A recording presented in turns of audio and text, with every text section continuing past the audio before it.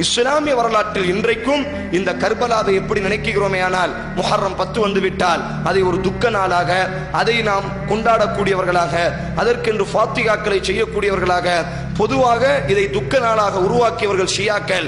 அவர்கள் தங்கள் கிதாபுகளில் எழுதியிருக்கிறார்கள், ஹுசைன் ரதியல்லாஹுவை இழந்ததற்காக வேண்டி அவர்கள் அளவில்லை, ஹுசைன் ரதியல்லாஹுக்கு துரோகம் செய்தவர்கள் உபைதுல்லா பின் ஜியாத் கத்தியாக வேண்டுமையானால் இருந்திருக்கலாம். ஆனால் இந்த கூஃபாவாசிகள் தான் ஹுசைன் ரதியல்லாஹு தஆலா அவர்களை கொலை செய்வதற்கு அடிப்படை காரணம். அவர்கள் தான் பின்னால் ஷியாக்களாக மாறுகிறார்கள். அதைத்தான் இப்னு உமர் ரதியல்லாஹு இமாம் புகாரி பதிவு செய்கிறார். மக்காவில் தவாப் செய்வார்கள். இமாம் புகாரி அறிவிக்கிறார், இப்னு உமர் ரதியல்லாஹு இடத்தில் ஒரு கூஃபாவாசி கேட்டார், நான் இஹ்ராம் அணிந்திருக்கிறேன், கொசுவினுடைய இரத்தம் எனது இஹ்ராமில் பட்டுவிட்டதே, இப்பொழுது என்னுடைய இஹ்ராமை களைய வேண்டுமா, அல்லது இந்த இஹ்ராமிற்காக வேண்டி எதையாவது நான் அல்லாஹ்விற்காக வேண்டி கொசுவின் இரத்தம் தடவியதினால், கொசுவினுடைய இரத்தம் பட்டதினால் நான் எதையாவது அல்லாஹ்வுக்காக வேண்டி அர்ப்பணிக்க வேண்டுமா?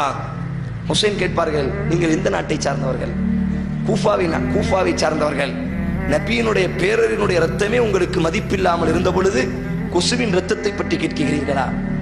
உண்மையில் ஹுசைன் ரதியல்லாஹு கொலை செய்வதற்கு அடிப்படை காரணம் ஷியாக்கள் தங்கள் கிதாபுகள் எழுதுகிறார்கள், ஏதோ பாசத்தால் வெட்டவில்லை, ஏதோ நேசத்தால் வெட்டவில்லை, ஹுசைனை கர்பலாவில் கைவிட்டு விட்டோமே என்ற துரோகத்தினுடைய குற்ற உணர்வால் தான் நாங்கள் எங்களை வெட்டி கொண்டிருக்கிறோம் என்பதாக